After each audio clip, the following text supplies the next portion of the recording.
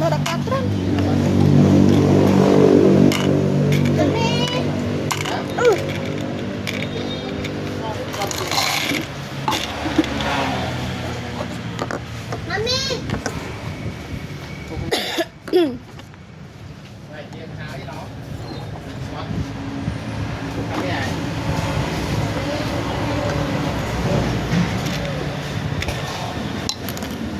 Từ đầu nhỏ rồi. Đó, quay xuống mà.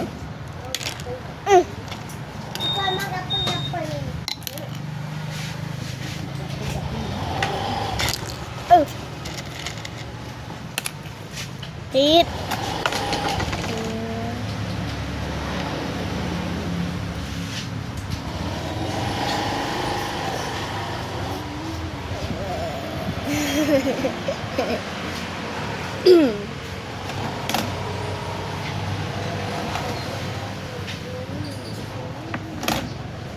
Nó còn đặt vào tròn, đặt vào để tròn cho đấy.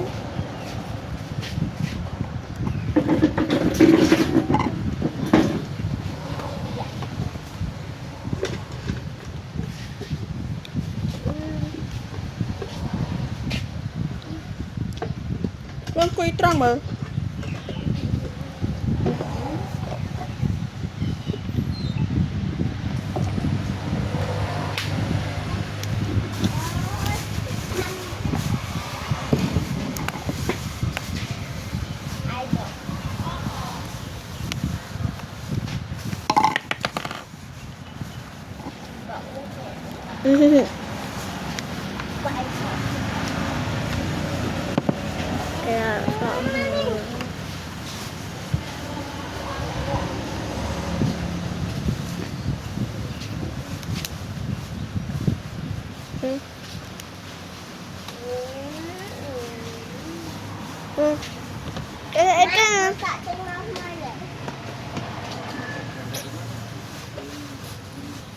Mày ăn riêng này tiệm này biết là ăn đấy ấy. Riêng.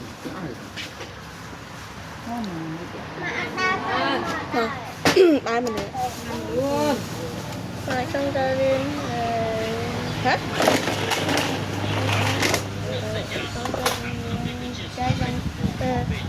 Cho mẹ mà Ở trong tôi riêng đã phạch lối. Chà nghe sấy. chơi thầy. Trong tôi riêng Ăn rồi. riêng. Chơi cái hạt trong tao riêng rồi. Chà. Trong này ngon bé. Ở đây trong những mặt mà. Ba đấy. Không sao mới ăn được ở trong những mặt ấy.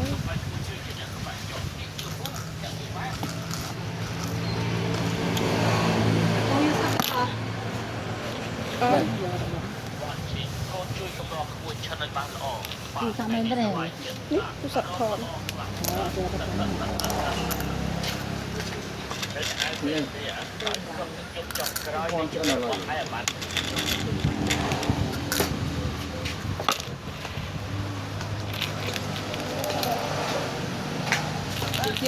Tiệm mà cho ăn rồi nè. Mua xung.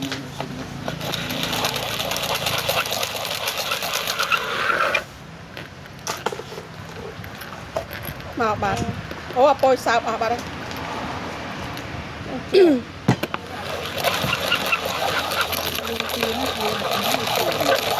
Chúng phải ăn là kỳ. Chúng phải ăn là kỳ.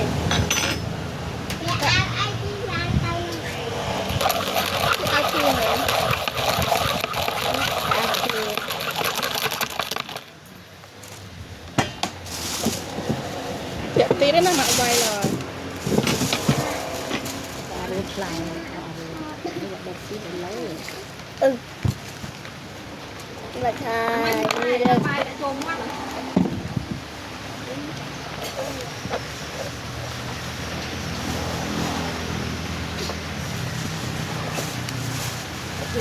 họ sẽ nắp bay ô nè. Chẳng tích đó. Ba bắt đó lâu. Cho bà ra. Nó ba làm ăn lên. Cho bà ra liền.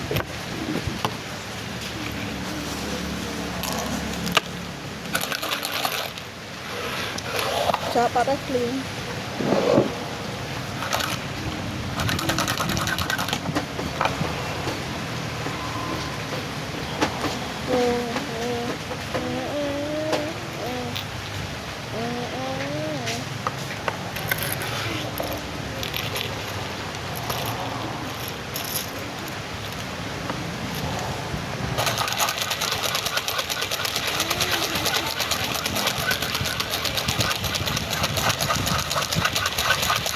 đi dớt hai đặt con làm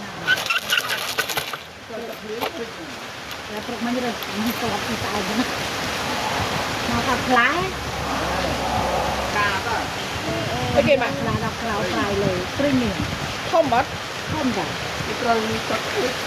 Để sao ta nên trâu chọc này mà? không tết hay đi tùm Không nên riêng trâu không? biết quá trấu có vật là làm tìm lên nó xong rồi mà bánh xong mới cắt hơi mà mùi đầu sột nét được hay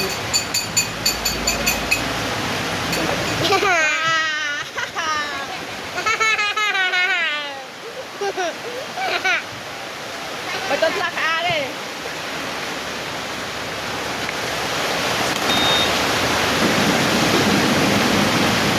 Cho là sốt, cho.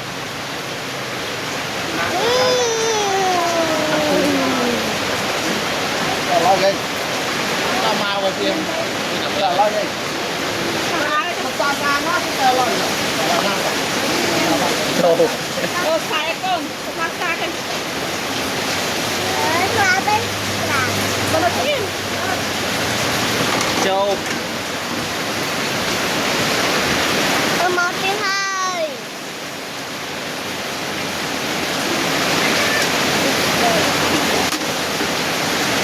Thầy đó bên bán này. Bao.